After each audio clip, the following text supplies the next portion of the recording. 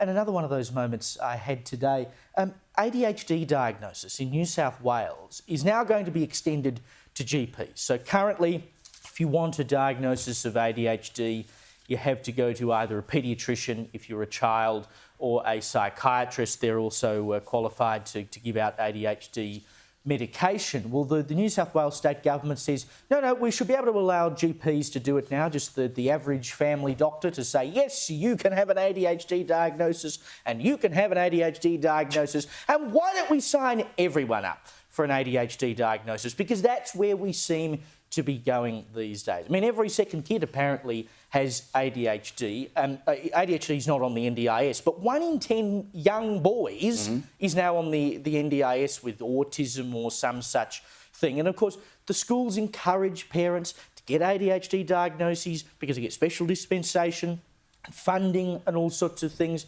Parents cut crook if their children don't get diagnoses that they ask for, whether it be ADHD or autism or whatever, or the autism they've been diagnosed with is too mild, so they can't get on the NDIS. This is going on all the time, and it's a serious diagnosis. So you say, well, without any real basis, we'll just allow an average GP to start making these decisions. They've got to take another course so that they can have the power to give out ADHD diagnoses. Well, once it gets around that the GP down at this clinic is handing out ADHD diagnoses, how many kids do you reckon will be lined up out the front with their parents to go and get it? It's just a business rort. And no one's denying there's an issue here, but when, as you said, between 6 and 10% of young people in this country have got a mental health disorder, wouldn't the response be to say, whoa, let's stop for a second and figure out what is going on, rather than to say, let's make it as easy as possible for these kids to get diagnosed and then prescribed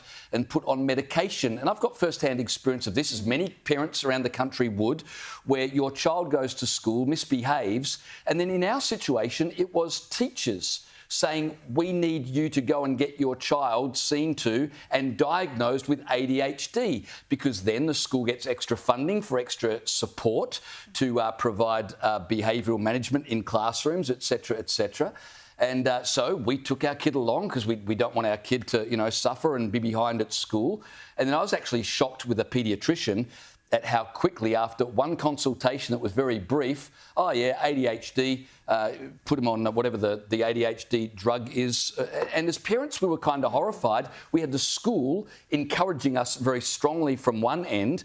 We had a health professional who seemed pretty quick to diagnose and prescribe.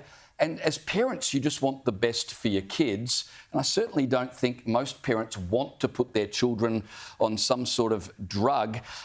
So we're going to get an explosion in diagnoses, you would think, as you said, Caleb. If you've got GPs now prescribing this, they're already giving out 4.6 million prescriptions for ADHD drugs. That was between 2023 and 2024. In 1 year, 4.6 million prescriptions. This will make it more, and I'm not sure it's a good thing. Well, it's so sad. And we also don't know what the long-term consequences are of essentially drugging a significant proportion of an entire generation in one of the biggest medical experiments on children we've ever conducted. What happens? And we do see from some of the early research coming out that particularly in boys, one of the things it does is reduce their drive and ambition. And that's partly why now across our education system, you're actually seeing girls now outperforming boys. And now there's a reverse gender gap where girls are excelling at record rates, but it's boys being left behind because the system now, if you're not a nice little girl in school, will go put you on medication with no idea about the long-term consequences.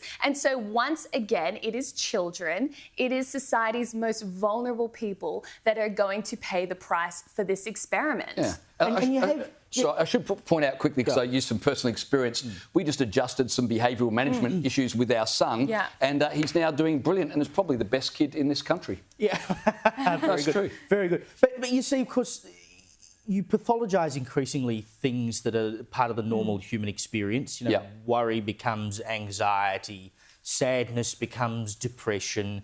A boy mucking around because he's perhaps not being treated as he should, or no one really understands him. Well, he's got ADHD. And that's the point of Ritalin and all these other meds is to try and essentially dull and create an equilibrium for these kids. But the rort that I talked about before, where do you think that the number one school in New South Wales that had the most students approved for disability provisions under the HSC last year? Have a guess where it was and what school it was. I wouldn't even know where to begin, but I'm on the edge of my seat. I've got a guess for you, Caleb. Yep. Was it a school in the eastern suburbs? Wasn't in the eastern suburbs. It was in Cremorne. So right next to Neutral Bay, Redlands. Right. Where 49.4% of HSC students had some kind of special dispensation to do with disability. And that's exactly why they want the diagnosis, because it means the students will maybe get some extra time in their exam, or they get some extra assistance, or they can do something a bit differently. And the schools use that to jack up their results. I mean, why wouldn't you do it? And Caleb, the thing is as well, kids from truly disadvantaged backgrounds often don't have the resources or the know-how to work through the medical system to get these diagnoses and get the special privileges. So once again, it is the most vulnerable that tend to